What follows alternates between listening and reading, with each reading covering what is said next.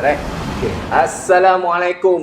Selamat datang kembali ke podcast Hikmah di Sebalik Kisah. Aku hos utama korang, Saifullah Abdul Rahman, dan hari ini episod ini ditaja oleh The Five Pillars Academy. Okay. Kasih aku moment to introduce korang kepada penaja kita pada hari ini, The Five Pillars. So basically, allow me to take a moment to shine a light on Five Pillars Academy, an exceptional resource for families with children who have special needs. They provide a wide range of specialized therapy services including ABA, VB, behavior therapy, play therapy, occupational therapy, speech therapy, and school shadow support. All tailored to meet your child's unique needs at home or in their welcoming center. So basically, kita kat center diorang ni. So, the dedicated team at Five Pillars Academy is passionate about empowering children, fostering growth, and unlocking their potential. If you are seeking the right support to help your child thrive, I highly recommend and encourage you to check out Five Pillars Academy, join their community, and witness the positive transformation in your child's life. So basically, I will put the link, dia punya nama IG handle, alright, on the screen. So you guys will just go to their platform, go to their Instagram. If you have any inquiries, DM them to inquire more. So guys, so that's all for our sponsors. Go and support them, okay? So now, basically korang boleh tengok aku dengan aku ni ada dua. Hari ni aku punya co-host. Ni bukan tetamu guys, ni bukan tetamu undangan. Ni co-host aku kira, okay? Diorang tak ada special treatment. So basically, aku would like to introduce korang kepada saya Radin Muhammad Rifai. Masya-Allah, saya Saya. Dan ini dia. Kopi saya aku menggelebar. Nama aku Wan Nur Aizat. Wan Nur Aizat. So basically guys, diorang dua ni is aku punya childhood friend. Okay, so hari ni aku invite them to be my co-host. So dia punya setting a bit different lah Mungkin lagi santai lah. Kalau kau dengan childhood friend kau, it brings out the child in you apa. Betul tak? Diorang step cool ni, serius. Diorang step cool, diorang step control je. Aku no problem lah kan. Okay. Tangan dah sejuk lah, tangan sejuk. Tangan sejuk. Macam muntah-muntah. Mulut keras, tak boleh berbual lah. Allahumma barik, masya-Allah. Okay guys, so aku nak introduce juga that diorang dua ni kan, they are not just my childhood friend. Diorang also the founder, okay, for this one brand, Popsicle Story. So basically, apa tu Popsicle Story? So siapa yang nak bercerita ni, apa Popsicle Story? Okay, Wan cerita Wan. Oh, kau terus Wan lagi baik Ada cermata bagus, mata pun boleh lari. Orang tak nampak, kamera tak nampak. So basically, Popsicle Story, I Batu Malaysia. I Batu Malaysia that kita found this business together during COVID. Alongside with our wife Yes, betul. dalam kitchen apa nama dia, special ni kan, Home base home base. Tapi korang dah ada kedai juga kan? Alhamdulillah. Tapi you put your stuff at kedai. dekat kedai ada freezer dekat some of the kedai in Singapore. Kat mana? Dekat nak list lagi makin kancong nak berbual. Dia dekat more to the east side. So visit our Popsicle Story Instagram page for more info. So all the flavor tailored specially by Radin. Basically ada 7 flavor lah. Tapi semua sedap-sedap lah. InsyaAllah semua sedap. aku boleh cakap dengan kau, diorang baru launch kan, aku punya fridge penuh baik dengan ni popsicle diorang. Bertinggit-tinggit lah. Number one supporter. Alhamdulillah. It's nice. Okay, what makes you think that your Popsicle Story punya popsicle kira is up above the ordinary punya? Nak cakap up above the ordinary semua pada aku ni rezeki daripada Allah. So nak cakap the top, tak boleh cakap the top lah kan, nak safe claim the top. So aku rasa InsyaAllah the best lah. The best lah. Sebab bikin dari hati. Dari hati. So aku rasa bila kita order tu, the next day insyaAllah atau the next 2 days sampai. Servis kira right to doorstep pun ada. InsyaAllah. Sampai keras lah kira. Ready to eat lah. Kan? So macam mana yang kira aku tahu kan, dia punya popsicle they grow because they take feedback, and kira diorang punya popsicle tu dia case kau tahu kadang-kadang popsicle ni bila kau makan kau bukan makan, kau sedut-sedut, last tinggal air batu. Dia punya sirap semua keluar. Macam diorang tak, it's like literally blend tau. So siapa yang found that recipe, dia macam kira macam dia punya explanation aku bawakan, mungkin dia malu kan dia. Dia punya explanation tu kira dia punya description aku nak describe ni susah, tapi bila kau makan tu you are not left, bila kau sedut you are not left with air batu, like sirap hilang. So macam mana tu? I mean, do you guys go through experiment or what? Itu nak kena masak dia nak kena masak dia punya air, nak kasih sampai dia mendidih betul-betul dia mendidih. Jadi boleh mix dia punya flavor together with the ice. Masya-Allah. And aku juga pernah ingat kira dapur sampai pernah pecah kan. Pernah pecah dapur. Masya-Allah. Masak lama sampai nak kasih dia flavor infuse sampai dapur meletup guys. So don't worry, kira taste dia insya-Allah sedap. Check out their Popsicle story. I will put down dia punya logo, dia punya IG handle. So korang boleh follow dan jangan ragu-ragu untuk order. Okay, thank you guys. Thank you. Okay, so hari ni aku nak bacakan satu kisah guys. So since aku dengan member-members ni kan, so hari ni aku nak baca member, kisah. sorry. Padahal kita member macam semacam ni apa? Keras dah. Stage right. Cuma buka. Buka. Masya-Allah. Baru clear sikit Baru clear vision. Baru ada eye contact. Hari boleh jadi diri sendiri Tadi macam sembunyi belakang gelas Okay, alright. Aku bacakan satu kisah dulu. Alright. So nanti kita tengok apakah hikmah, apakah inspiration dan solution yang kita boleh pull out from this story. Alright. Okay guys, ni ada satu hamba Allah yang berkongsi kepada kita melalui kita punya Google Form dekat IG kita punya link bio kita. So korang go to kita yang bio, ada Google Form tu, click on the Google Form, key in korang punya story. Kita tak tahu siapa hantar, tak collect email, tak collect data, tak collect phone number or korang main nama. So basically korang punya kisah tu boleh jadi satu pengajaran buat semua orang di luar sana dan juga kita yang kat sini. Okay, so basically aku mula kisah dia. Assalamualaikum, aku ingin berkongsi kisah penghijraan aku. Sebelum aku berhijrah, aku seorang yang jahil, sombong, tak percayakan Allah Subhanahu Wa Taala. Aku tak pernah pergi masjid, tak pernah sedekah, tak pernah sujud kepadanya. To me, apa-apa yang aku ada datang dari aku sendiri, not from him. So, aku tak rasa bersyukur.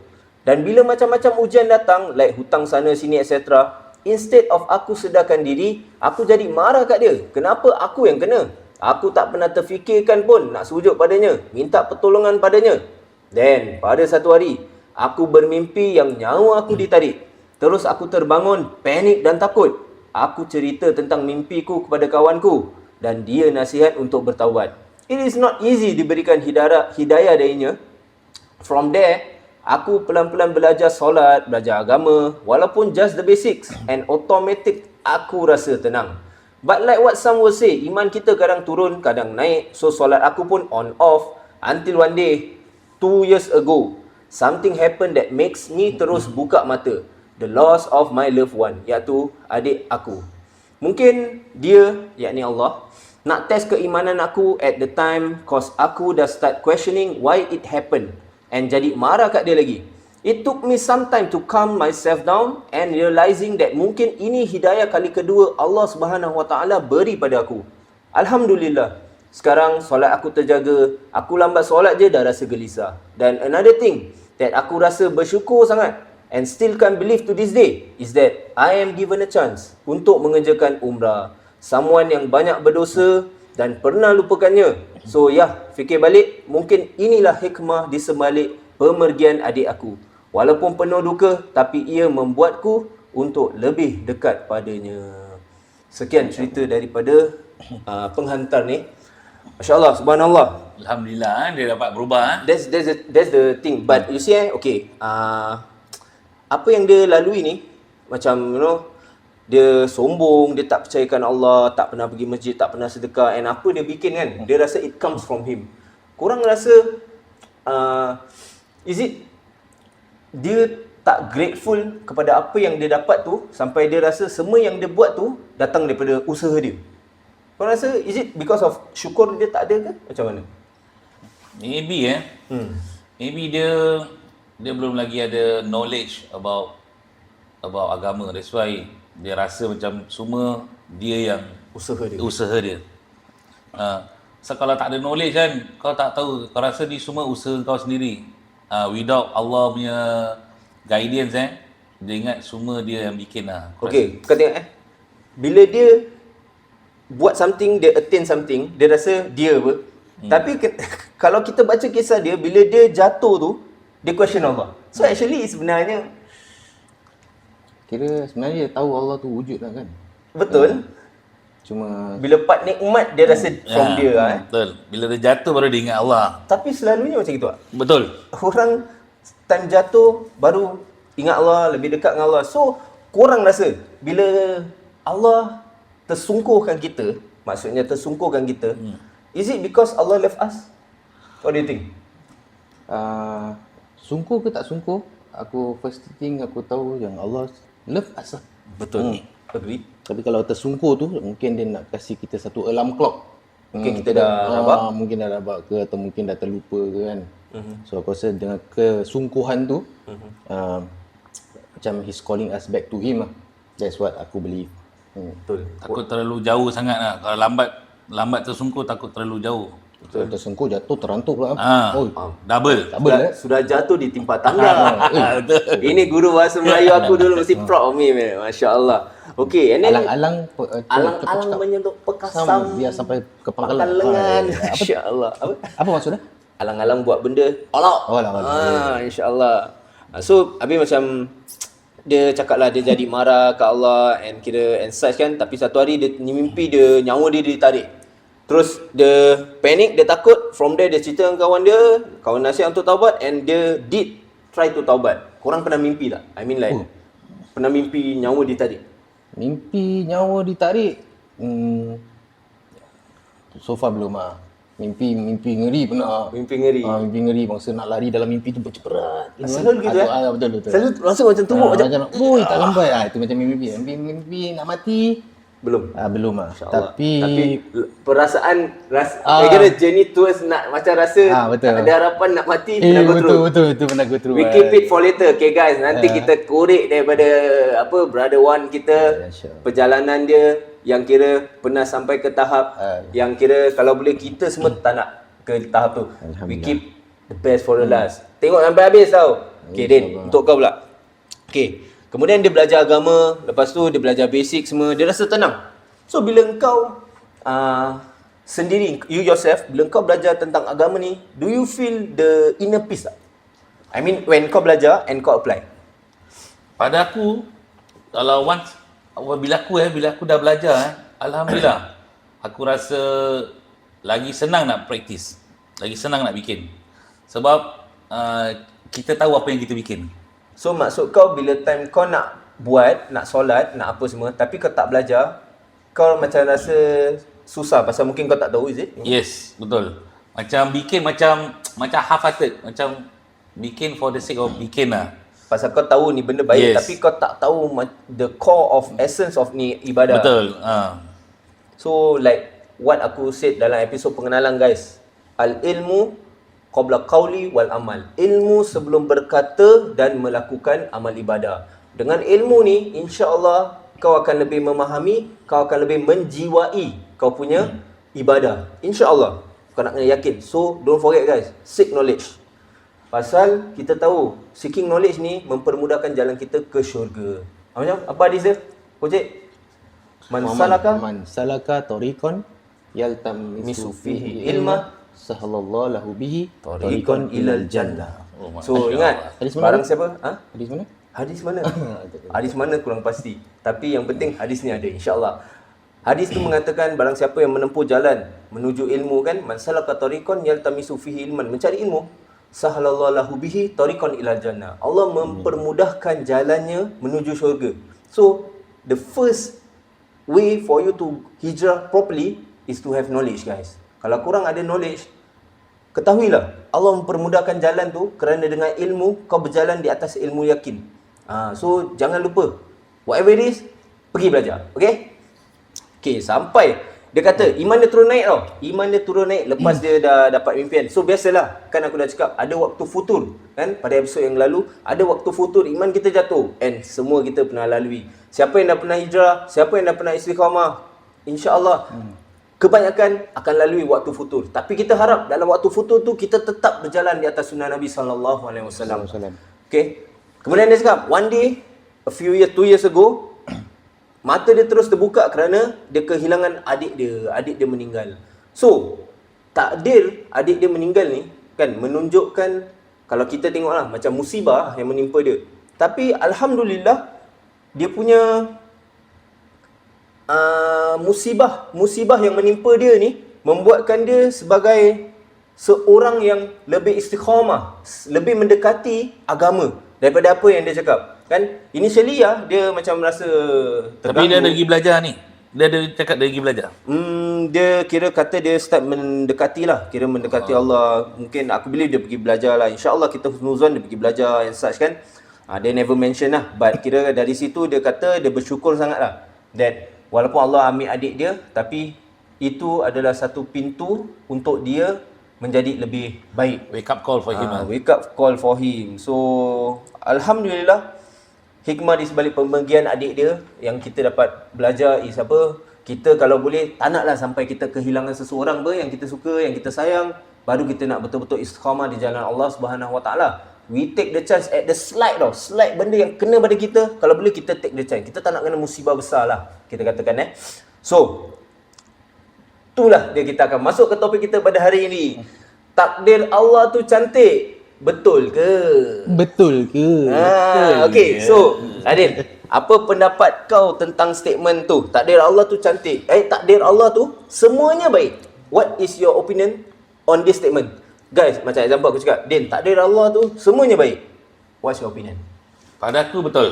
Takdir Allah itu memang semua is good for kita lah. Without we realizing. Tapi apa, starting mesti kita tak realize tau. The consequences yang kita face, yang Allah kasih kita tu, actually is wonderful lah. Tapi nanti as time goes by, nanti you will realize memang cantik lah. Allah punya plan for us memang cantik. Okay, so basically ada masanya kadang-kadang sesuatu terjadi kita punya pandang ni, kita tengok ni macam, atau orang luar punya pandang ni macam sesuatu yang buruk tau. So what do you think? Yang buruk tu sebenarnya macam mana? Yang ni statement aku, takdir Allah tu semuanya baik, betul? Pasal kalau terjadi tu orang nampak buruk, so macam mana? Orang nampak buruk Aku, the things that aku ada in mind is, contohnya tiba-tiba aku tengok anak aku kalau skateboard main skateboard. Dulu aku main skateboard juga. Skaters. So macam kita nak main skateboard ke, nak main bola ke, nak main apa kan, kadang-kadang dah semangat, dah plan dengan member semua kan, dah book tempat ke, barbecue pit open kan. Sekali standard hujan. Selalu Kadang-kadang orang macam kira kebiasaannya orang akan cakap, alamak, hujan pula. Mencela. Ada yang maki guys. Be careful of your words. Okay, betul. Kira tanpa kita sedar, that hujan tu actually rahmat yang besar. Subhanallah, betul. The best time for us to place the doa. In fact ada doanya. Apa doa dia? Allahumma soyiban nafian. Apa maksudnya? Apa makna dia? Aku dah agak Makna dia kau mesti tanya aku. Kan lagi maki. Kira macam kita mohon kepada Allah supaya hujan ni menjadi hujan yang bermanfaat lah, beneficial rain lah. So itulah kadang-kadang itu yang aku boleh relate to this takdir lah. Simple. Kira orang simple. Analogy kita make sure simple lah, yang mudah untuk orang faham. Kita tak nak berbual kira macam mana faham, share sampai orang tak faham. So basically like you said, hujan tu tandanya pada vision orang buruk. Betul. Tapi sebenarnya baik kerana mungkin nak selamatkan kita daripada benda yang lebih teruk ke. Macam example mungkin kita keluar rumah accident. Betul. At that point of time skateboard nak oli kan, jatuh terlentuk kan. Tersungkur kan. Kita tadi cakap tersungkur. Baru nak ingat lah kira. So basically like we said, kira apa yang kita nampak ni kadang-kadang tak seperti apa yang Allah plan for us. Sebab tu takdir Allah ni personally pada aku semuanya baik. Tak ada yang buruk. Walaupun kira buruk tu, kalau Allah mention atau Nabi SAW mengatakan buruk tu, buruk pada pandangan kita, manusia yang lemah. Tapi pada Allah, apa yang ditentukan bagi hamba dia, semuanya baik guys. Percayalah, buruk untuk kita yang lemah. Bukan dari sisi perspektif Allah Subhanahu Wa Taala. Okay, Din. Ada tak kau punya kisah ke atau orang yang kau kenal yang berkisah yang takdir Allah tu cantik. Okey lah, aku nak kongsi sikit Ada kisah seorang hamba Allah ni lah. Yang aku kenal dia. Ada satu hari ni, kirakan dia single father tau. Single father. Ada satu dia jaga anak dia. Ada satu hari dia dah bertahun tau jaga anak dia. Dia tak tahu tau. Ni apa yang dia kongsi kat aku lah. Sekali satu hari ni, tiba-tiba dia kena naik court and ex-wife dia claim anak. And dia cakap aku lah. Dia tak kirakan dia ingat okey lah dia nak kasih anak kasih chance dekat dia punya ex-wife kan. Tapi terus tak dapat jumpa. After that incident, terus tak dapat jumpa anak dia. Dia tak dapat jumpa anak. Dia tak dapat jumpa anak dia. Bila ex-wife dia dah ambil anak dia. Okay. So dia cakap aku lah, dia stress sampai dia lead to something yang not good lah. Okay. Sampai dia kena tangkap. Okay. Kirakan dia cakap aku, bila dia kasih anak dia, lagi 1 minggu dia kena tangkap. So basically, bila wife dia dah claim, dah all courts punya ni dah settle kat sana, dia kasih, then another 1 more week dia kena tangkap. Dia kena tangkap. So maknanya during that period of time before dia kasih tu, dia dah memang terbabit something ke or what? Betul. Sebelum tu dia memang dah terbabit something lah. Kirakan dia ingat dia masih boleh free lah, masih boleh free. Apa thing? Ni benda tak boleh cakap. Boleh. Oh, apa thing? Kirakan dia lead to something not good lah. Okay. Itu dah tadi kau cakap. Apa thing? Dah aku cakap dia kirakan drug lah. Drug. Okay. So itu benda dia kirakan dia actually first starting dia share dia punya ni lah, dia frust lah. Dia bingit kenapa after so many years dia anak dia terus tak dapat jumpa. Sekali dia kena masuk, bila dia dah masuk baru dia realise memang bagus juga lah. Wife dia tiba-tiba ambil dia. Ambil anak dia. Sebab kalau tak, anak dia tak ada orang jaga apa. Betul. Kira dia kena tangkap tu, nanti anak dia terbengkalai. Betul. Anak dia tak ada orang jaga apa. Okey. Memang itu lah, kirakan dia at first dia cakap memang dia bingit. Tapi after that dia realise actually it's good for the kids So lah. hikmah dia Ada hikmah dia. Betul. Allah letakkan anak dia dalam penjagaan ex-wife dia lah. Betul. Subhanallah. Ini just a simple thing Yang member kau masuk, he become better ke? Alhamdulillah. Kau punya Alhamdulillah dia become better lah. Kirakan sekarang aku tengok dia dah alhamdulillah dah better lah. Living a normal life lah. Yes. And then the question is, now dapat jumpa tak anak dia? Oh, sampai sekarang apa yang ada aku dengar, dia masih belum dapat jumpa anak dia. Okay guys, tengok kadang-kadang kita punya satu kesilapan yang kita buat dalam hidup spur of the moment ke, atau kita ikutkan emosi kita ke, may cause a long effect. Yang mana kalau kita fikir balik memanglah kita tak boleh predict what's the future, but kita sama-sama doakan semoga Allah mempermudahkan urusan setiap kita, baik bapa ke mak yang terpisah dengan anak kan, kerana perceraian ke atau apa ke kan. Kita doakan semoga Allah mempertemukan mereka kembali. Semoga satu hari Allah mempertemukan mereka kembali, kerana guys, macam mana pun you have got to know who's your family. Betul. Waris, ini semua main peranan guys. Kira there's a bigger implication before. In the future. So kepada siapa-siapa yang ada itu habit yang memisahkan anak dengan bapa, memisahkan anak dengan mak, korang fikir balik lah. Walaupun mungkin korang tak minat dengan korang punya ex-spouse tu kan, tapi jangan pisahkan anak dengan diorang. Kalaupun korang tak nak anak dengan diorang kerana takut anak rosak, tapi jangan pisahkan. At least allow yourself to have contact with sana mesai, kerana nanti bab wasiat, buat apa ni semua leceh guys. Leceh punya barang. And insyaAllah semoga Allah mempermudahkan your kenalan tu lah, or whoever it is. Allah. Dan dugaan kan. So basically untuk kau pula, ada tak yang kau boleh relate kepada takdir guys? Kita dah nak masuk. Kita dah nak masuk ni kau. Takdir Allah yang cantik. Okay. Semua-semua kaki Semua-semua dia dah kencong dah. Ni Nampak semua dah tukar position ni. Ini kalau Semua dengan nak stretching je. Ini kalau cargut dah tepuk-tepuk kaki oh, Dah semua kan pegang-pegang kaki kan. oh jam ni. Okay, so macam mana? Boleh kau relate? Aging is real lagi. Aging is real.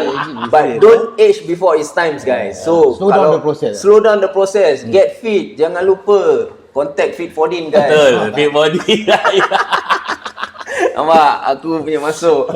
Okay, so Wan, your story of takdir Allah itu cantik. Ni sorry, mesti guys. best punya cerita lah. Best Tak lah. Best tak best, korang decide lah Okay, so ni takdir Allah yang cantik basically aku boleh relate to myself yang aku bekas pesakit kanser. Okay, kau sini sikit. Aku sini sikit. So, badan besar sangat tu. Takut Terkeluar kamera. So who was diagnosed with cancer, aku rasa 2 years before COVID if I'm not wrong. So tu satu alarm clock lah tadi kita cakap earlier kan. Satu hentakan yang kira terperanjat lah untuk diri aku kan. Tahun berapa tu? Tahun 2018, 17 aku rasa orang dia. COVID-19, so 17. So 17 Kau was 16, working 17. all that time? Ya, back then aku rasa diri aku ni seorang yang workaholic lah. So aku from what aku tahu diri aku ni susah guna MC.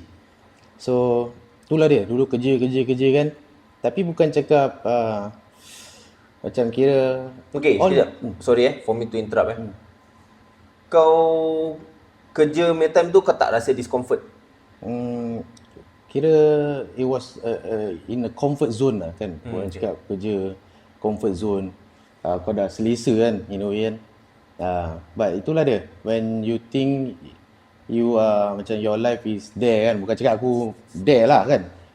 Stable ke apa kan. Kira stable lah. Tapi satu kali dia test kau dengan satu sakit yang kira luar biasa. Kronik penyakit kronik. Penyakit kronik Pak Radin juga. Kronik jangan main. Kronik kan. Itu yang kira kasih kau chance to choose tau. Which path you want to go. You want to take the opportunity to kira bring yourself closer to Allah, atau kau just want to fight the battle. Once kau recover, maybe you can go back with the old life lah. So tu the decision that you need to make lah.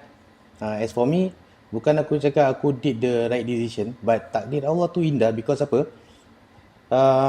Because of that sickness, aku kira dapat keluar daripada aku punya pekerjaan lama, and throughout the journey of fighting that cancer, Alhamdulillah dapat recover after 1 year plus lah. I did all the chemo sampai rambut botak pun guys. Oi, dia punya efek kan, kita tahu apa chemo macam mana, rambut botak. Kau tengok dia sekarang muka nampak fresh lah. Alhamdulillah nampak sihat. During that period of time kau nampak kira kita yang kenal dia daripada child kan, kita childhood friend tau. So kita nampak dia from young, dia kira badan naik, badan kurus kan.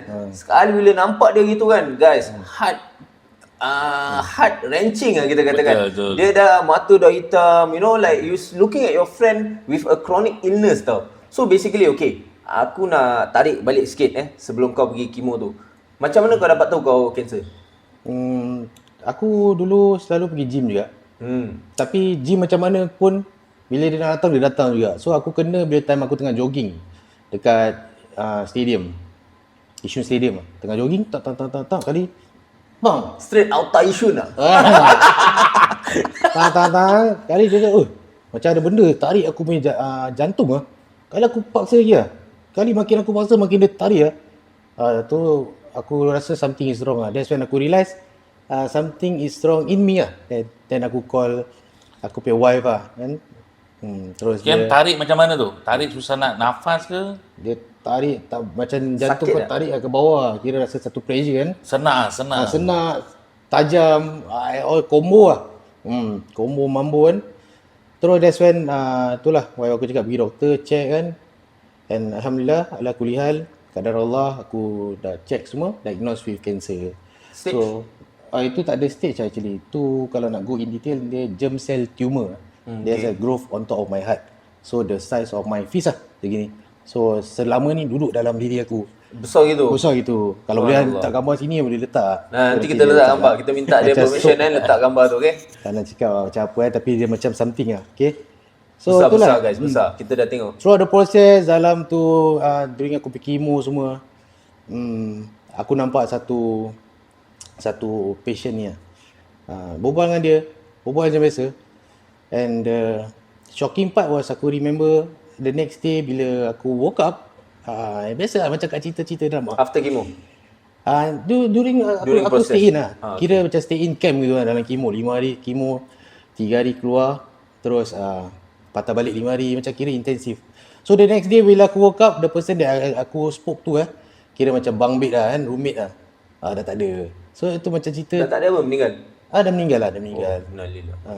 And itu shook me quite hard lah. Because you never know you next. Betul. Macam kira terus realize ini macam nak. Itu kau dah operation lah? Itu belum, tu tengah chemo. Chemo dulu. Chemo dulu. Okay, but they tell you still need to go operation. Ya, tu kena prepare for operation. So basically Apa rasa chemo? Itulah rasa macam tak adalah. Rasa dia macam kira teruk lah. So siapa-siapa yang tengah going through this period macam chemotherapy ke dialysis ke apa, InsyaAllah don't give up lah. InsyaAllah don't give up. Semoga Allah kasih jalan. Nothing is impossible. Sebab aku sendiri rasakan pun macam it was like a queuing for death tau. Macam semalam baru berbual, besok dia dah tak ada sih. Dah macam dah macam kat cerita movie kita tengok kan. So that's when aku realise I need to survive this journey. And bila survive tu, aku nekat I want to do good lah for as much as I can. Dari Kalau kau recover lah. Kalau aku recover lah. Aku nak cakap je, last episode kau dah cakap apa? Tak boleh cakap kalau kalau Tapi itu kira apa tahu guys, kalau macam dia cakap kan, kalau let's say lah example macam selalu orang cakap kalau aku pass nanti aku nak derma $100 lah, example itu kira boleh, tapi itu maknanya nazar. Maknanya kita mewajibkan yang derma $100 tu sepatutnya sunnah lah derma kan. Tapi kita mewajibkan that $100 upon us. So go back to your story. So lah, alhamdulillah dah short, kira fast forward lah dah chemo settle, dah niat semua kan. And aku went through the operation. Alhamdulillah everything went smoothly. Cuma bila aku woke up from that ICU aku punya suara hilang. Pejam celik macam-macam member, family aku side Cina punya side semua dah datang. Orang dah lama tak nampak pun datang buka tutup. Kau mix Chinese mix Chinese half Malay half Chinese Muka macam Cina. Tapi banyak orang cakap kau yang macam Cina. Masya-Allah, Allahumma barik. Daripada dulu banyak orang cakap dia macam Cina, tapi aku yang Cina. Mana pak yang Cina guys, masya-Allah. Mungkin bahagian cik mata dia. Allahumma barik. Buku lali dia mungkin dah Cina. Masya-Allah. So itulah, alhamdulillah bila aku bangun with all the family and friends my support it kept me alive and to go to that direction of Allah. Memang it bring peace to my heart no doubt. So kira sekejap. Maaf. Kau dah kahwin that time? Alhamdulillah dah. Alhamdulillah. So how was your wife punya coping mechanism time kau go through that process? Dia shattered ke and then macam mana dia support kau? Dia strong she's strong. InsyaAllah. To go through aku punya emotions, roller coaster ride of emotions Sebab chemotherapy ni dia punya side effect is real Grumpy mampi gila. You imagine rabak. So itulah dia. Kan dah habis operation pun chemo lagi? Dah habis kena chemo lagi tapi aku abscond. Tak boleh angkat. Sampai dah tak boleh angkat. Korang bayangkan aku rasa yang aku ni fit juga dulu. Pasal before aku kena aku really into exercising kan, into fitness. Bukan cakap mana sadu tapi ni akan boleh go through, tapi after that nak go through lagi 10 session tak boleh susah. So siapa yang jaga orang yang tengah sakit ni pun aku really respect korang dengan kesabaran yang korang ada ni untuk jaga orang-orang gini. Not easy Advice for them please. It's not easy. Advice for them untuk yang orang yang jaga sometimes apa yang pesakit tu cakap mungkin tak datang dari hati. Sebab tu semua ubat-ubat yang run through the body kan, kadang-kadang cowboy. Emotional terganggu. Cowboy. Semua kau nak rimbat macam gitu So semoga Allah mempermudahkan orang yang tengah sakit, orang yang tengah jaga orang sakit, dan orang yang tak sakit, aku doakan semoga korang sihat dan dapat beribadah dengan baik di dunia ni. Amin. Amin. Guys, kalau korang tengah sakit kan, korang go through that process, korang take the opportunity untuk doakan orang-orang yang tersayang. Kerana doa orang yang sakit ni, insya-Allah Allah makbulkan. So during that period of time, yalah kita berkecamuk, tapi sekiranya kau tengah sendiri tu kan, doakanlah. Kerana kau tahu pada waktu tu doa kau ni ada priority kat situ. So take the opportunity lah. So Alhamdulillah, now kau still going through the punya macam apa? Sorry. Lagi tu back to doa. Doa parents pun very important. So korang yang siapa yang masih ada parents ni kan, kira seek dia doa. Kira do your best to be close to them, to be good to them kan. For as much as I want to be as, macam kira kadang-kadang kita ni hidup dekat dunia ni kau tahu busy pun kadang aku ni kau boleh nak spend time dengan parents macam nak guilty guys, guilty. Serius ni cakap pun kira guilty honest lah kan. Kita pun kadang-kadang nak try tau. So orang yang dapat spend time dengan mak bapak diorang every day tu dah kira satu blessing tu Untuk kita yang kerja ke apa, dah ada own family, kadang-kadang nak jumpa parents mungkin seminggu sekali ke 2 kali 3 kali pun agak-agak berat. Kadang nak message pun terlupa guys. So itulah setiap kita ada kelemahan. So kita doa kepada Allah supaya kita diberikan kekuatan untuk memperbaiki diri lah. Macam last course jenazah yang aku pernah pergi boleh mention ustaz ni? Boleh.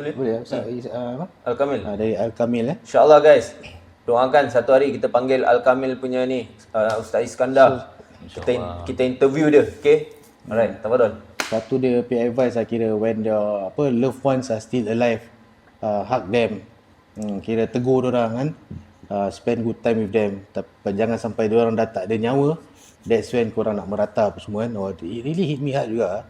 So itulah, kita doakan semoga kita dapat spend good quality time with our loved ones out of this busy life in Singapore. Amin. Okay guys, so basically kita tahu takdir ni jangan lebih sangat nanti kamera lari. Okay. So basically apa ni Wan punya cerita sampai ni air mata nak terkeluar. Air mata. Wan yang cerita feel lah, Wan yang cerita. Kering Tak ada nak tahu ni air mata jangan ketawa. Ni air mata sedih kan, air mata ngantuk guys.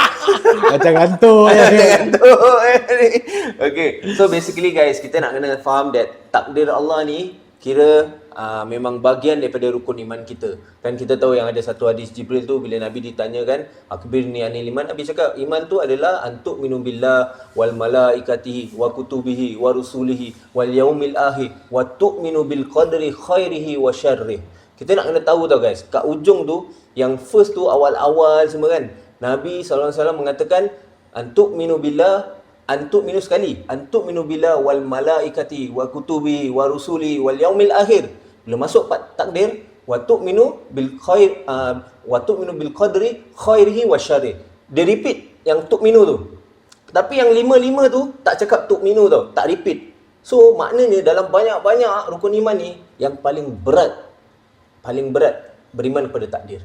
Kerana takdir yang baik dan buruk tu, yang kira nak beriman tu, yang baik buruk perspektif kita kan. Macam kita cakap, takdir Allah semua baik. InsyaAllah, takdir Allah memang semua baik. Baik dan buruk perspektif kita. Nak beriman kepada takdir ni berat. Sungguh berat. Especially at that first moment, bila benda tu terjadi tu, kita punya kesabaran ni terduga, itu berat. Tapi macam mana pun, we have to, because it's bahagian daripada rukun iman kita. Kita tak boleh lari daripada takdir Allah. So whatever yang happen kepada kita, kita have to sandar and think back apa hikmah yang boleh kita raih daripada setiap takdir yang Allah tentukan bagi kita. So basically, kita tahu that ada takdir yang kira macam buruk kan. Macam kita punya brothers cakap lah. Sometimes okay, let's say example lah. Satu example simple Orang kena kencing manis. Betul? Kaki nak kena potong. Takdir apa? So, orang akan see it as something yang buruk lah. Kaki kena potong, apa semua. But, bila kaki kena potong tu, it stops. It stops yang penyakit tu untuk merebak. Sebenarnya baik. Sebenarnya baik, guys. Aku advise korang, carilah. Kalau korang tak ada pergi belajar kat mana-mana, mungkin pergi kelas belum sampai topik takdir Allah, and then kalau nak tanya guru pun elaboration dia panjang. Aku advise korang cari kepada ustaz yang trusted dekat YouTube, search kajian about takdir Allah. Okay, yang panjang meh, jangan 1-2 minit meh, 1-2 minit meh cerita, kira tu information. Macam aku cakap, cari yang 1 jam lebih, 2 jam yang bahas tentang takdir Allah. Pembahasan tentang takdir Allah ni subhanallah, beautiful guys, masya-Allah, beautiful. From there kita akan macam, oh, aku sepatutnya gini. Oh, ini rupanya kalau terjadi. Yes, that's when the knowledge sink in, and kita harap dengan keilmuan yang masuk tu, kita akan jadi lebih kuat untuk menghadapi takdir yang telah Allah tentukan sampailah ke hujung hayat kita. So okay guys, nak minta tips sikit, okay? Ya. Tadi kau buka tu hadis semua, hafal ke? Tu hadis tak? Itu apa yang rukun rukun iman tu hafal lah kan. Kena paksa hafal. Dulu exam, dulu sekolah exam. Tapi kira masa akan datang tu, kira kalau tak pakai lupa lah. Sebab tu okay, macam aku cakap, aku rindu sekolah.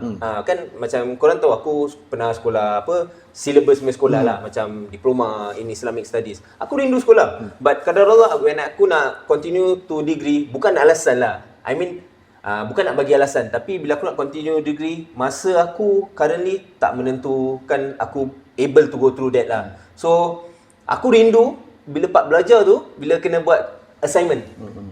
Bila kau pun pernah go through sekolah certificate, certificate kena buat assignment juga kan. So bila buat assignment ni guys, it forces us to read up benda yang mungkin kau tak nak baca. Yang kalau kau nak were to choose, kau takkan buat pun. Tapi bila cikgu kasi assignment topik, die-die kau kena cari about that topic, kau kena buat kajian tentang that topic untuk present kepada orang. So basically, aku gunakan podcast ni sebagai opportunity untuk aku buatlah. Jadi apa yang aku pernah belajar tu tak hilang macam itu je. Pasal ilmu ni kalau kau tak repeat, dia hilang. Jadi aku use podcast ni macam okay, ada tema ni kan. Pasal aku cakap aku nak buat podcast aku base dia Islamic. Bukan nak mengajar tapi hanya nak berkongsi. So bila kita buat podcast ni, takdir Allah kan, nari episod takdir Allah. So basically kita buat sikit homework lah buat takdir Allah. So recap, refresh. So macam untuk aku punya co-host, diorang pun akan tahu about takdir Allah punya topik lah. So diorang akan do their own effort lah.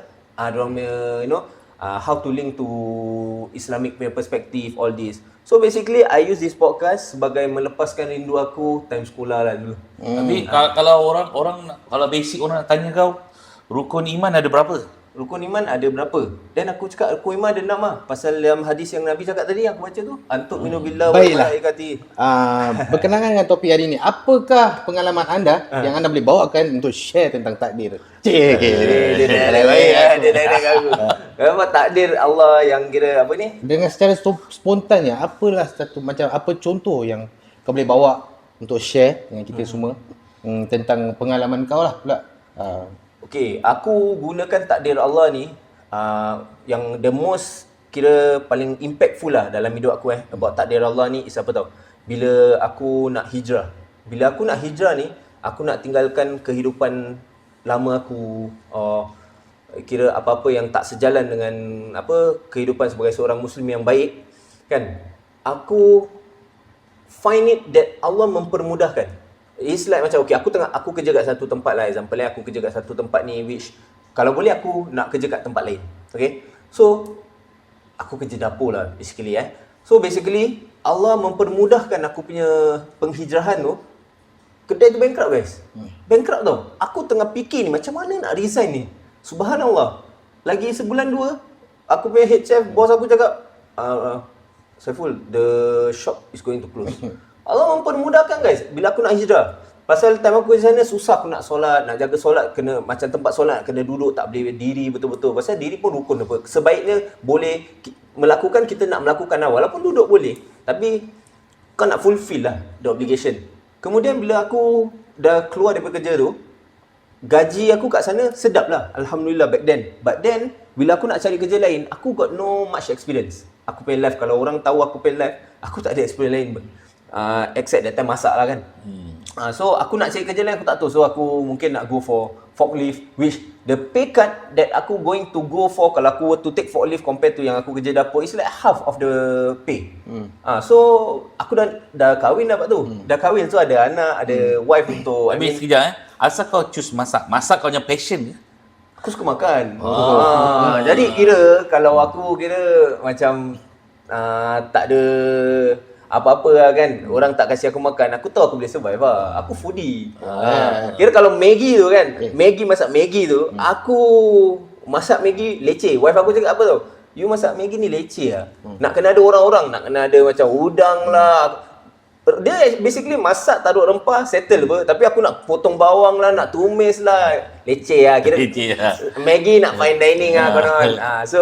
So after that aku bila nak cari kerja baru, aku nak ambil lesen forklift lah. Sekali kadar Allah, abang ipar aku nikah, aku turun sekali terjumpa kawan lama yang kerja dekat PSA. So dia panggil aku bawa masuk PSA kerja. And alhamdulillah gaji dia almost same dengan yang kerja lama aku. And kat situ aku was like macam, guys, dah 2 kali tau Allah save aku. Aku tak nak kira apa tau, take the chance and jeopardize takdir yang Allah dah permudahkan untuk aku untuk hijrah ni, and aku go back. Aku go back to aku punya old life lah, whatever it is kan. So aku take it that Allah, takdir Allah ni yang cantik untuk aku lah. Yang aku nak share yang cantik je lah. Yang tak cantik tu kira pada pandangan aku, tapi takdir Allah tetap cantik. Kan kita dah agree tadi, takdir Allah tetap cantik. So itulah takdir Allah yang mempermudahkan untuk aku hijrah. Dan right now aku jadi takut untuk kembali ke kehidupan lama, kerana aku takut lepas ni tak ada kemudahan untuk aku hijrah. Aku takut kalau aku take things for granted, Allah kira takkan bagi aku kemudahan macam yang that time. So itulah takdir Allah yang terjadi pada aku, yang buat aku rasa that aku have to cherish that moment. Ini takdir Allah yang indah lah yang pada aku, yang kira hikmah dia lah. Hikmah di sebalik takdir tu is aku punya penghijrahan Allah mudahkan dari situ. So since that aku terus bersemangat lah guys. Pasal to be honest, in my old life aku very semangat. So bila aku nak hijrah, apa yang membuat aku untuk tak semangat? Tapi ada time kau hijrah tu ada kau punya ups and down lah. Of course kau maintain je. Tak of course ada ups and down. Kira kat Google pernah nampak aku. Instagram. Istiqomah itu berat. Kalau ringan itu istirahat. Ni common guys. Istiqomah itu berat. Kalau yang ringan istirahat, betul. Istirahat. Dia punya kira ups and downs memang ada lah, of course memang ada. Cuma like I said, kira macam dia cakap, dengan ilmu kau akan lebih able to see kalau jadi gini apa yang kita patut bikin, atau kalau kita choose ni, ini yang akan terjadi.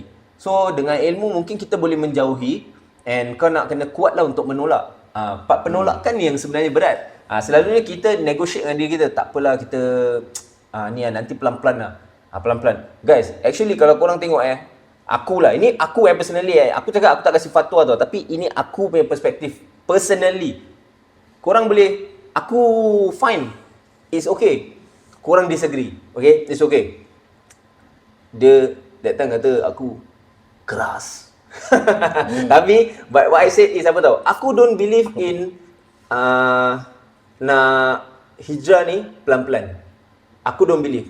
Pasal apa tau, the concept of nak hijrah pelan-pelan ni, kau nak kena tanya diri kau, what if kau tengah hijrah pelan-pelan ni, kau masih menikmati kebatilan, sekali kau mati. Pasal Nabi SAW sendiri advice kita yang mafhum makna dia is pelan-pelan buat kebaikan, jauhi kebatilan. Jauhi guys, bukan tinggalkan pelan-pelan kebatilan. Jauhi maknanya jangan dekat pun. So maknanya bila kau nak hijrah, kau have to really let go. Bukannya pelan-pelan tinggalkan. No, memang it's hard,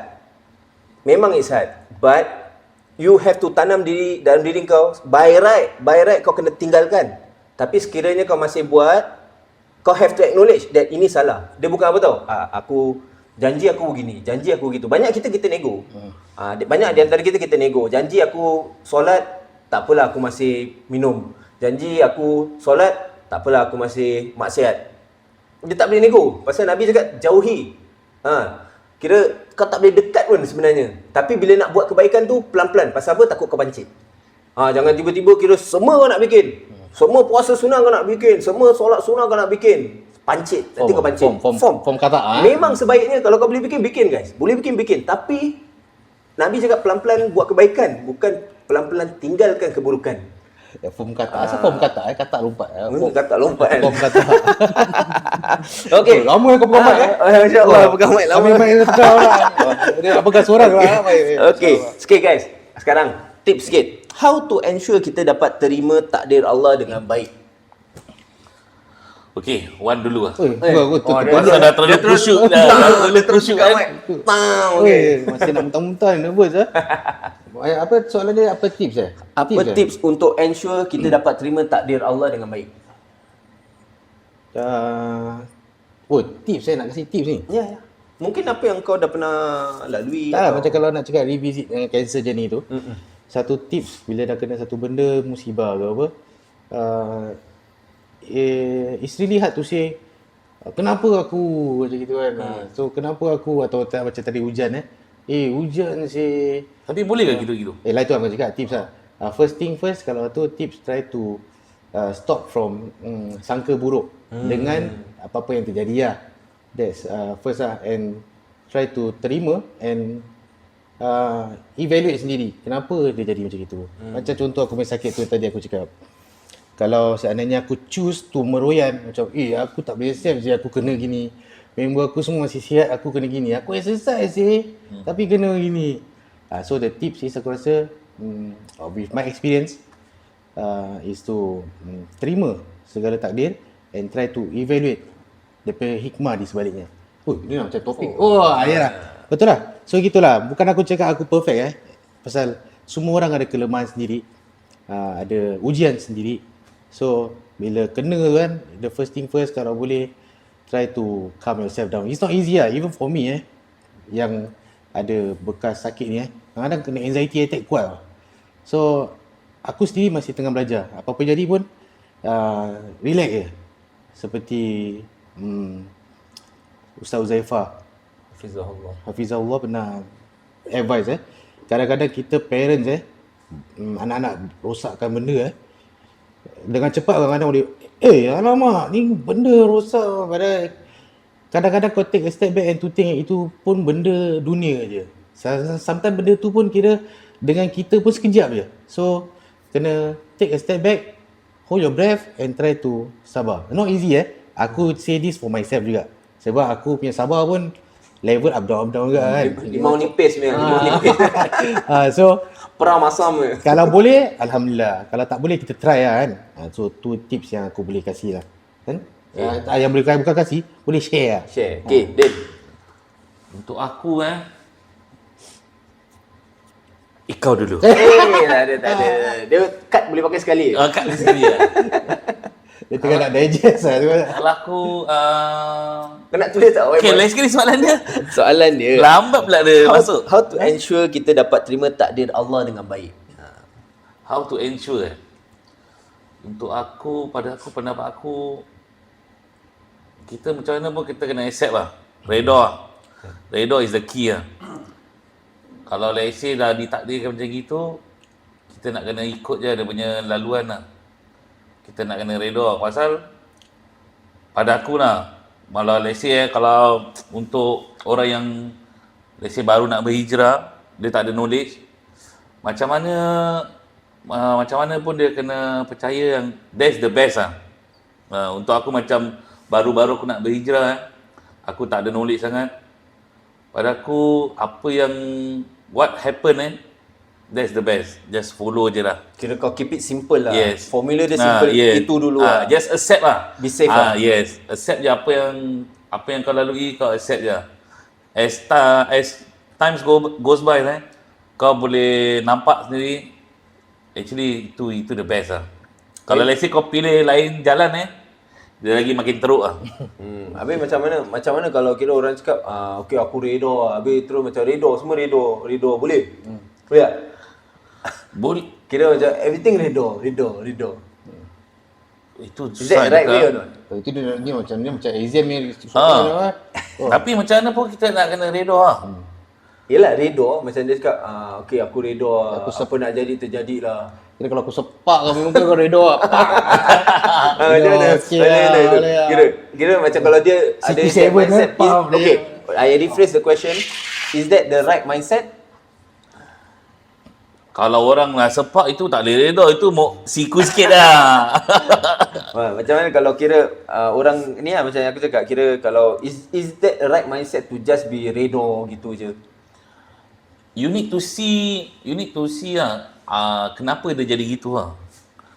Tengok So mana silap. basically redha tu satu. So basically kita perlu ada some Usaha kau untuk kau nak memperbaiki memperbaiki. Maybe ada silap yang kau bikin tu pasal kau kena go through ni benda. So some wake up call for you guys lah. So kau nak kena terima and why it happens lah. Kau nak kena sendiri tanya diri kau. Kenapa dia muhasabah diri. Kau nak kena tanya dia, kenapa jadi gini kat aku Dia sedang cakap apa? Macam kira nothing can change fate. Yes. Tak boleh ubah takdir tu. Dah terjadi, ni dah terjadi. We need to write on it and you do Dah tak boleh what's ghostan. best for it lah kan. Tapi kalau kita belajar about takdir, Macam salah je kita punya jawapan. dia bukan cakap salah. Mungkin ada yang lebih baik, jawapan yang lebih baik. Okay, Kalau kita jawapan belajar lebih baik. tentang takdir ni, doa boleh merubah takdir. Doa apa yes. Pasal kita nak Aku nak cakap tu tadi. Betul. Tapi distracted sikit tadi. Betul. Kalau kita belajar about takdir, and aku advise belajar about takdir. Kita tahu takdir ada yang Allah dah tulis berapa puluh ribu tahun yang lalu. Lauh mahfuz. Sebelum di Lauh Mahfuz sebelum kita dilahirkan. Tapi ada juga kalau kita baca hadis yang takdir tu ditulis ketika baby dalam perut. Habis kita pun tahu apa amalan kita ada yang dia naik pada certain hari. So maknanya ada waktu-waktu yang takdir Allah tu dah tertulis sepenuhnya, ada waktu yang kira masih under adjustment, kira bukan adjustment, example takdir dah tertulis kat sini. Tapi along the way ni ada adjustment yang dah tertulis. Yang dah tertulis. Tapi kita tak nampak dia adjustment, kita cuma nampak dia punya flow je. Tapi Kau boleh elaborate sikit tak? yelah, aku kasih analogy lah. Macam example aku tulis takdir. Sekali kau tahu tau, takdir ni semua dah tertulis. But kat sini ni ada adjustment yang dah tertulis. Yang dah tertulis. Pasal apa? Kalau kau ingat ada satu kisah tu, Nabi Adam yang mana alaihissalam, kira dia punya umur tu diberikan kepada Nabi lain. So maknanya mati dah tertulis apa? Kematian dah tertulis. Tapi dia punya umur diberikan maknanya ditambah. Yang tambahan tu dah dalam situ dah. Memang dah tulis. Tapi dia punya situation terjadi macam pada kita ada perubahan. Yes. Tapi sebenarnya dalam Dah buku tulis. dah tertulis. Sebab tu aku cakap, perubahan ni terjadi pada mata kita. Yang mana setiap perubahan tu dalam Lauh Mahfuz semua dah tertulis. Semua dah tulis lah. Jadi, angin dia sampai lah. Masya-Allah. Allahumma barik. Okay guys, so basically kan itulah dia kan, takdir Allah yang mana kita kalau nak redha memang kita perlu redha, dan kalau takdir tu tak berapa enak lah kita katakan kan, lebih baik kita bersabar, dan sebaik-baik sabar tu adalah di awal waktu. Pasal kesabaran tu sepatutnya di awal waktu, bukannya kita dah aku sabar. So, kalau takdir tu kira tak berapa, takdir tu doesn't go your way, apa dia punya cerita tu? Cerita apa? Ucaplah Alhamdulillah ala kulli hal. Alhamdulillah ala kulli hal tu kira kalau benda yang tak kita sukai terjadi pada kita, kita katakan Alhamdulillah ala kulli hal. Tapi kalau benda yang baik jadi pada kita, Alhamdulillah allazi bi nikmatihi tatimmus shalihat. Apa makna alhamdulillah ala kulli hal? Alhamdulillah, segala puji bagi Allah di atas setiap perkara. Apa yang terjadi kira kita tetap alhamdulillah. Itu indahnya seorang muslim. Kira buruk ke baik ke, kita tetap alhamdulillah. Dia ada hadis dia tapi aku tak ingat, so aku tak sembarang.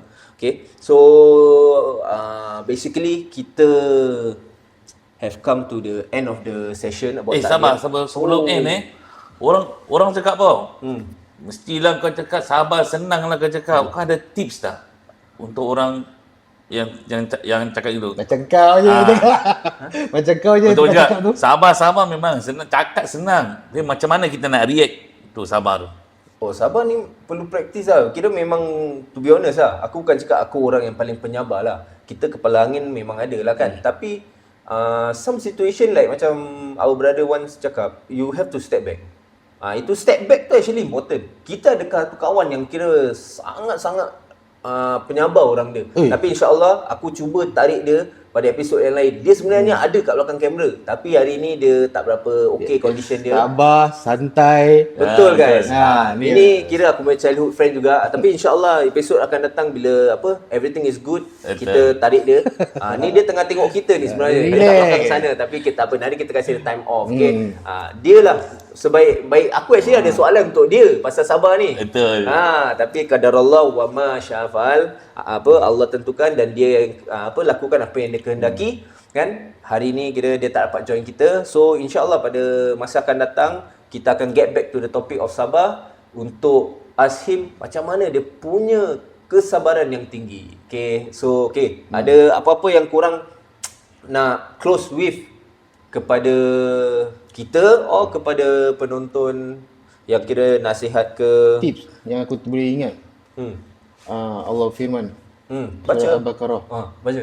Auzubillahi minasyaitonirrajim. Innallaha ma'as-sabirin. Innallaha ma'as-sabirin. Tu kalau ingat tu je, lagi actually tu pun help juga.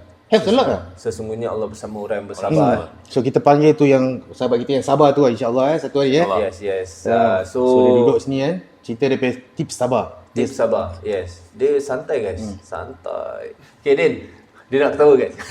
Okay Din, ada sedikit nasihat untuk kita ke atau untuk diri sendiri ke bila menghadapi menghadapi takdir Allah ni? Semua orang mesti lalui ujian. Macam mana pun kita nak kena kirakan jatuh bangun mesti ada punya. Cuma hati nak kena kuat je. Nak kena sabar je lah. Sabar is the keyword lah. Sabar pergi balik sabar. Mesti kau kena geletik, kau jatuh, kau bangun, geletik lagi. Mesti macam gitu lah. Mesti test mesti ada lah. Kalau tak ada test kirakan bukan dunia. Pasal kita kat dunia mesti kena test je. Itu je lah. Sabar tu is a big topic tau kira. Betul. Untuk kita katakan sabar ni kadang-kadang boleh terbagi kepada 3. Sabar di dalam ketaatan. Pasal kita nak buat ketaatan kepada Allah Subhanahu Wa Taala ni memerlukan kesabaran guys. Betul. Pasal kau nak bersabar tau untuk buat ibadah. Dan sabar dalam menjauhi kemaksiatan. Kau nak kena bersabar ni. Maksiat mendatangkan kau nak kena sabar. Dan juga sabar dalam kadarah. Yang Allah tentukan takdir lah kan. Takdir. So kita perlu bersabar dalam ni semua. So pada aku kira basically takdir Allah semuanya cantik. Tak ada yang buruk di sisi Allah. Takdir Allah hanya buruk di pandangan kita, hamba Allah yang dhaif, yang lemah ni. So aku would like to say that kita semua tak perfect guys. Kita semua tak perfect. Kita bincang-bincang macam ini, bicara-bicara macam ini, kadang-kadang hanya untuk mengingatkan diri kita sendiri. Dan kita believe peringatan buat diri kita also beneficial buat korang. Kerana kita tahu Allah mengatakan wadzakir fa inna zikra tanfa'ul mu'minin. Dan ingatkanlah kerana peringatan ni bermanfaat bagi orang-orang yang beriman. Dan kalau kita tengok dan ingatkanlah tau. Allah kata dan ingatkanlah. Allah tak cakap dan ajar. Kenapa? Pasal sebenarnya korang semua tahu macam mana handle. Tapi kita lupa, kita hamba, kita insan, kita lupa macam mana nak melakukannya. Jadi kita perlukan peringatan. Kadang-kadang kalau korang tengok, korang pergi counselling, apa kaunselor cakap tu, actually korang boleh di depan, korang boleh bilang dia. Tapi kerana dalam keadaan kita yang tertentu ni, kita lupa, kita alpa. Jadi kita perlu peringatan. Funky lah tu. Funky, alpa. Ini Alpa apa? Alpa lupa lah. Alpa. So basically itulah, sebagai insan, sebagai manusia, kita hanya perlukan peringatan. Jadi korang jangan rasa penat untuk memperingatkan korang punya family ke apa. Akan ada dugaan, tapi you take your own space. Kalau rasa tak boleh angkat kan, take your own space, come back or take your own space. Macam sekarang social media ada, gunakan social media untuk sampaikan message secara subtle. Yang penting kita tak nak create a bad image dan kita semua hamba yang lemah, anytime kita boleh trip. So when the time comes yang kita nak trip ni, step back, zip, jalan, come back later.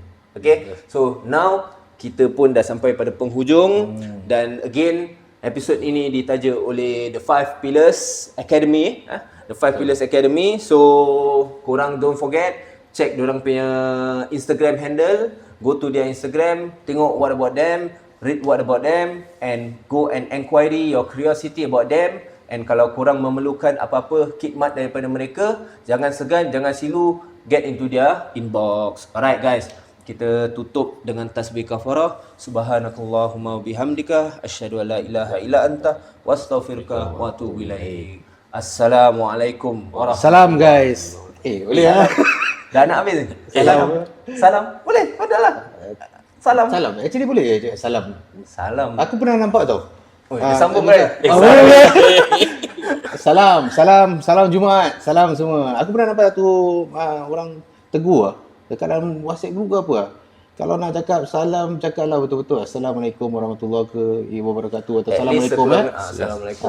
Tu pasal ada teks je. Salam guys. So tak, salam ni apa? Salam is just a word lah. So basically kita diajar untuk cakap sepenuhnya lah. Assalamualaikum is a doa apa? Doa. So salam is like Salam tu peace. kira tak ada doa Peace lah. Kira macam peace lah. You know, it's like that lah. So basically kita harus mendoakan Assalamualaikum. At least lah, the bare minimum. And in fact, kadang aku nampak ni orang jawab lah dekat WhatsApp lah. Kum salam. Guys, apa kum salam? Kum tu kira Assalamualaikum tu. Assalam kira macam salam sejahtera. Alaikum ke atas kalian. Alaikum. Kum tu kalian. So kalau kum salam kira kalian peace. Kum salam. I mean kita bukan nak make a fuss about this, but it's a way lah. Because kau nak doakan orang apa. So doakan betul-betul. Dia kalau kom. Itu dah podcast saya. So pasal apa? Nabi SAW mengatakan afsyus salama bainakum tuhabbu. So berilah salam di antara kalian supaya ia membuat kalian saling menyayangi di antara satu sama lain. So kita kata Assalamualaikum warahmatullahi wabarakatuh. Oh, ni nak bangun. Allah. Oi. Allahumma arinal haqqa wansubna tibar wa arinal batila wansubna ijtinaba.